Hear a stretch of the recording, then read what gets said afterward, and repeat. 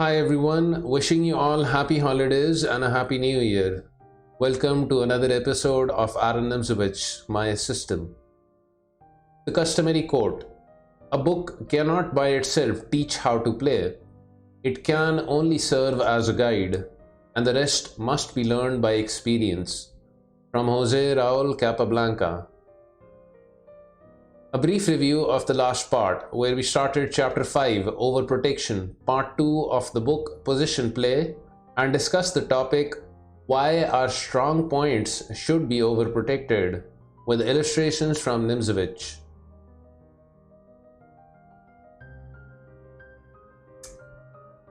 So now, moving further in the book, Nimzowitsch begins the next topic, number 2, How to Get Rid of Weak Pawns. Nimzowitsch writes, we are not concerned here with the actual way by which we may get rid of weak pawns, but rather with the question, what pawns deserve to have this hardly kind treatment meted out to them? The situation is always the same, an otherwise sound pawn complex, which however has to acknowledge a weakling in its body. We distinguish two cases. A. The weakness of the pawn is patent or easily recognizable. B. The weakness would only appear after a pawn advance, whether of our own or of the enemy. We shall give an example of each of these two cases. A. The weakness of the pawn is patent or easily recognizable. See the position on board from the game Nimzowitsch vs. Jacobson, 1923. The game proceeded Rook c5 and Bishop d7, or Bishop d3 check, King c1, Rook d7, Rook c8 check, and Rook b8 to follow.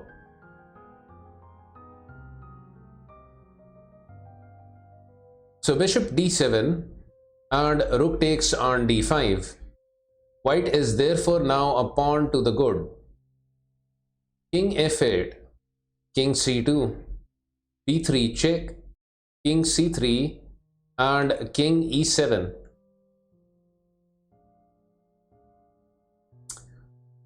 White is in a position to bring his own flock of pawns, e, f, and g pawns under one shelter, and to do this he has only to play e4. Everything will then be beautifully protected, and the shepherd, the rook at d5, can with a clear conscience turn their attention to other matters. Not quite. For that stupid little sheep, the pawn at h4 would scamper away from the shepherd. For at some time there would be threatened, for instance in a rook ending, the maneuver rook a1 to h1, followed by the capture of this pawn. Therefore, this pawn shall be cast out of the company of the righteous. h5, Bishop e6, Rook c5, King d6, Rook c6 check, King d7, h takes on g6, h takes on g6. That's done. Knight takes on e6, f takes on e6, and rook c5, followed by rook g5 and f4 with an easily won rook endgame.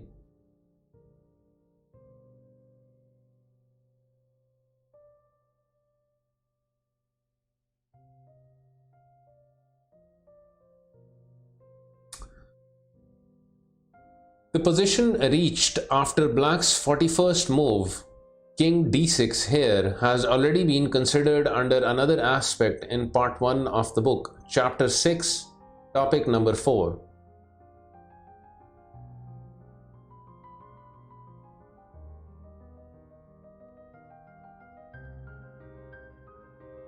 B. The weakness would only appear after a pawn advance, whether of our own or of the enemy. Tarrasch versus Barthman, played when Dr. Tarrasch was still a youth. See the position on board. Black played here rook c6, and there followed rook c1, rook c8, g4, g6, f5, g takes on f5, g takes on f5, and rook g8, question mark. He ought not to have allowed f6 check at any price. Hence, e takes on f5 was essential. For example, knight f4, bishop e6, and rook g1, with a hard fight ahead.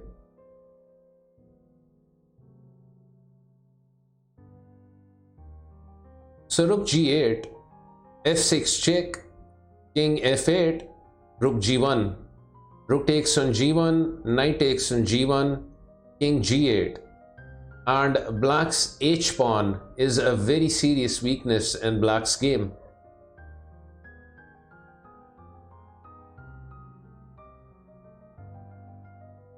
This drawback could have been avoided had black on his 21st move here played h5, with the idea of only allowing f6 as in the game on the stipulation or condition that both the g and h pawns should disappear in the exchange. The continuation might have been h5, h3, and g6. Not h4 question mark because of knight g1 followed by knight f3.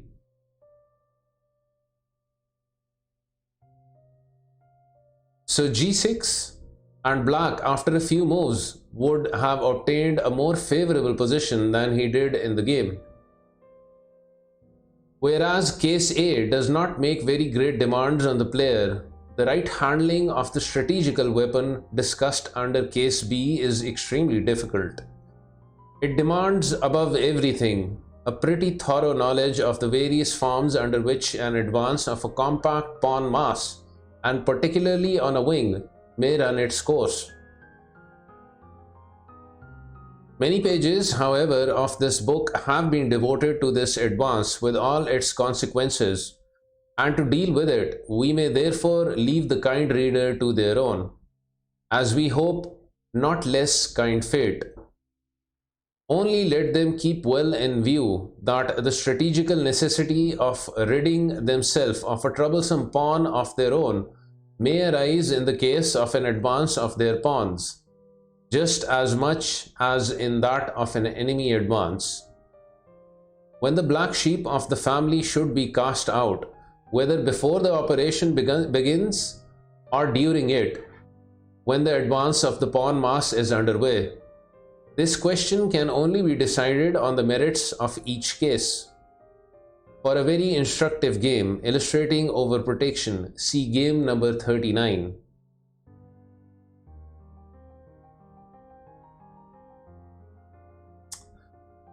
Nimzowitsch concludes the chapter here, and we shall go through game number 39 of the illustrative game section of the book now, as recommended by Nimzowitsch.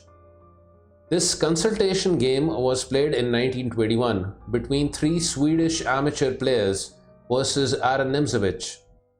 As per chessgames.com, the game was played in Uppsala, Sweden, and the name of the three Swedish players was Paulsson, Mandel, and Broad. Nimzowitsch writes of the game as follows: illustrates overprotection and also the problem of the isolated queen pawn.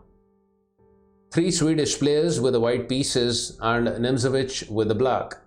Notes by Aron Nimzowitsch. e4, knight c6, d4, d5, e5, f6, and bishop b5. f4 is held to be better. So bishop b5, bishop f5, knight f3, queen d7, c4, and bishop takes on b1. With this exchange, which is anything but obvious, black plans to win the square d5 for his knight. Rook takes on b1, castles, and c takes on d5. If c5, then g5. A fight would then take place for possession of the point e5. For example, c5, g5, and queen e2 to threaten e6, shutting black in. Queen e6, a3, and knight h6, followed by knight f7 or else knight b8. In either case, black would not stand badly.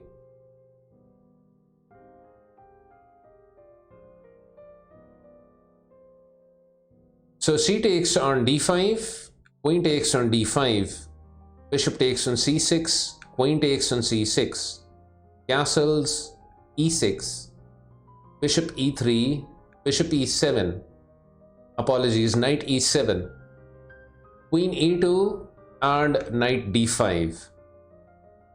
We may with a clear conscience regard white's d-pawn isolated. Their weakness for the endgame is evident. Further, black has in d5 a very strong point. As regards any compensating advantage for what we have called their isolated d-pawn, white has the outpost station c5, which will serve some purpose. On the other hand, e5 is of no use to them as a station for their knight. The game is about equal. Rook c1 and queen d7.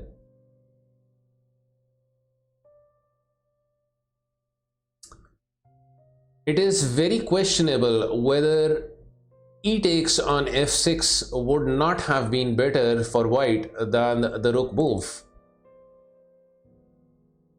True, their opponent would have had the g file and a centrally posted bishop at d6. But the e file must not be despised at any rate as a counterweight. The curious overprotection which is built up in moves 13 to 18 has been discussed previously in the chapter under consideration.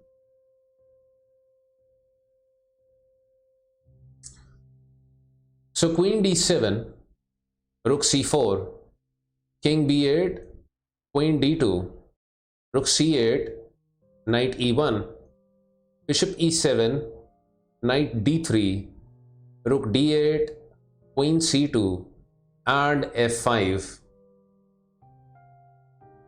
Having consolidated his position, black passes to the attack, which indeed is by no means easy to conduct, since for one thing, objectives are wanting or lacking, and for another, white themselves have some attacking chances.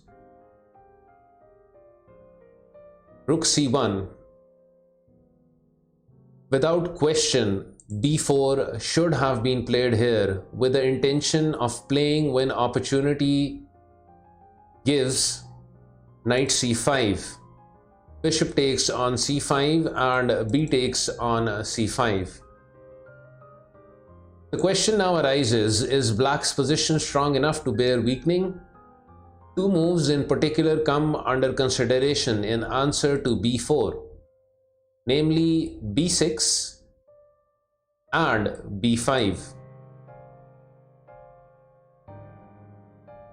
If b6, then knight c5 can be played, but after bishop takes on c5, b takes on c5 and c6, black would stand very well.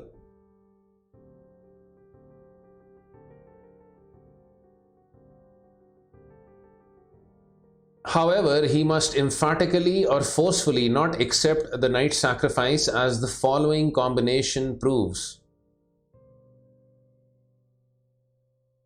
b4, b6, knight c5, b takes on c5, b takes on c5 check, king a8 question mark. The return sacrifice knight b6 was essential. So king a8, c6, queen e8 and rook a4, threatening rook takes on a7 check. Knight b6, d5, double exclamation mark. Rook takes on d5, rook takes on a7 check, king takes on a7, queen a4 check, king b8, bishop takes on b6, c takes on b6, rook takes on b6 check, king c7, rook b7 check, king d8, c7 check, rook takes on c7, rook b8 check, rook c8, rook takes on d8 check, king takes on c8, and queen takes on e8 check and wins. A true Morphy combination.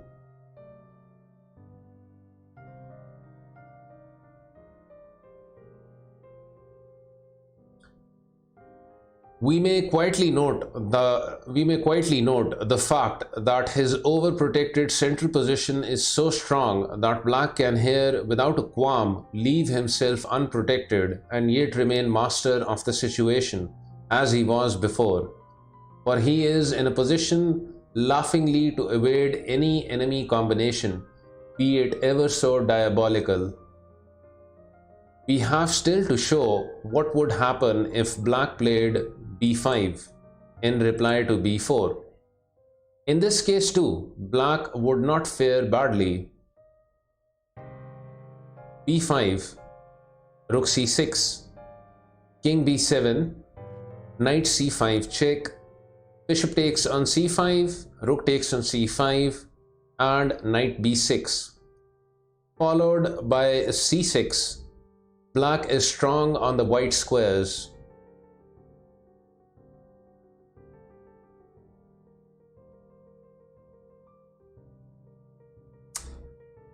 However, rook c1 was played in the game and play continued with g5, knight c5, bishop takes on c5, rook takes on c5, rook g8, queen e2, h5, and bishop d2. If queen takes on h5 question mark, then g4 and rook h8 to follow. So bishop d2, h4, a4, g4, a5, a6, b4 and c6. White has at last spent their fury. Rook b1, queen f7, rook b3, f4, queen e4 and f3. For white would not be able to hold out after g takes on f3, g takes on f3 check, and king f1 and rook f8, stronger than rook g1 check.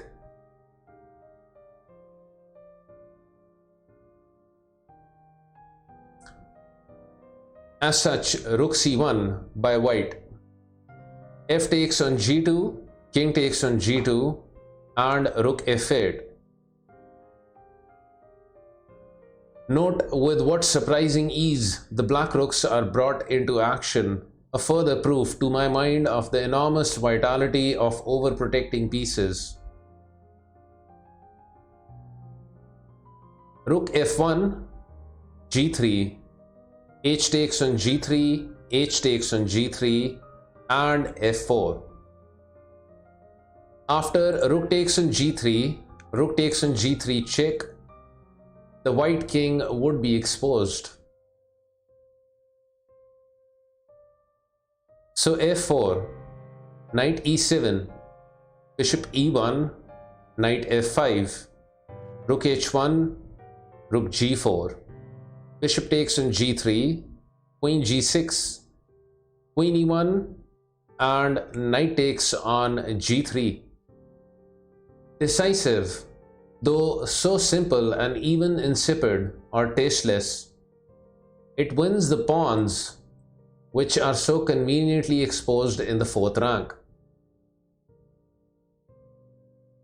Rook takes on g3, rook takes on f4, rook h3, rook takes on d4, queen f2, rook takes on g3 check, rook takes on g3, queen e4 check, king h2, queen takes on e5, king g2, queen d5 check, where white resigned the game. One of my favorite games. Alright, we conclude this part of Aron Nimzowitsch, my system here, and from the next one we shall start the next chapter, Maneuvering Against Weaknesses, which is chapter number 6 of the second part of the book and is also the last chapter of the book.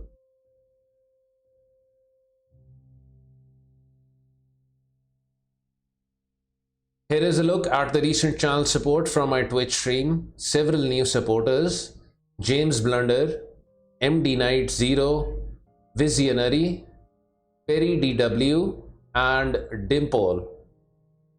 James Blunder is none other than Badur Jobawa, the Georgian Grandmaster and one of my favorite chess players and streamer. Dimple is also another fellow chess streamer.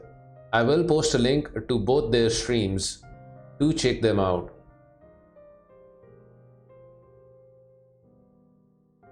Thank you for the kind support, everyone. Much appreciated. Alright, till next time, take care.